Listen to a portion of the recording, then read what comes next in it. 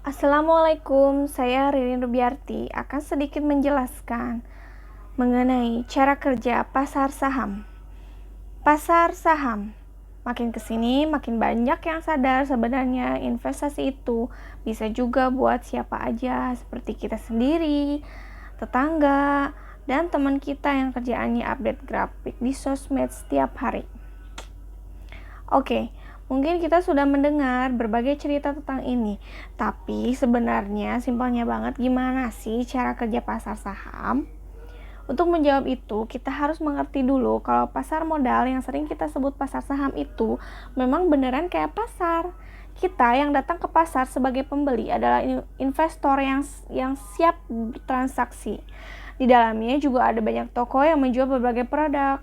Dan kayak di pasar biasa juga, para penjual toko sebenarnya ada yang menjual produk yang sama, tapi biaya belanjanya berbeda-beda tipis. Dan kalau kita lihat di sekeliling pasar modal itu, ada barang yang laku meski harganya melangit, tapi ada juga yang gak laku sampai harganya turun terus menerus. Inilah harga saham yang naik turun.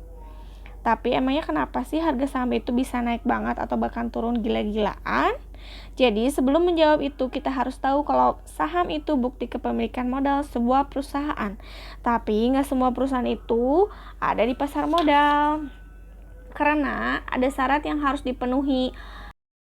Simpelnya gini, bayangin abang bakso kesayangan kita suatu saat usahanya makin maju dan punya banyak restoran di Indonesia.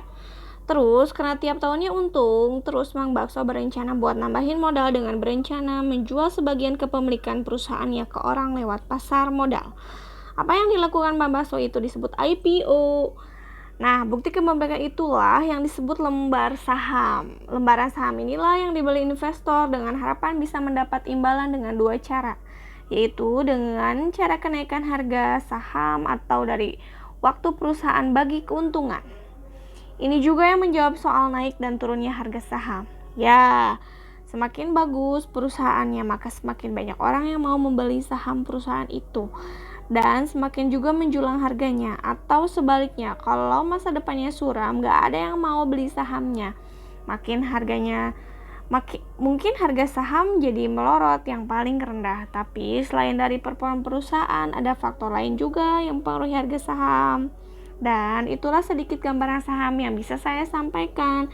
Investasi saham emang bisa ngasih keuntungan yang besar. Di sisi lain juga punya risiko yang gak kalah menakutkan. Jadi sekarang gak usah jauh-jauh ke pasar modal untuk investasi kalau belum siap. Karena kata investor yang satu ini, investasi ke diri sendiri adalah cara yang menghasilkan keuntungan yang paling besar. Terima kasih. Wassalamualaikum warahmatullahi wabarakatuh.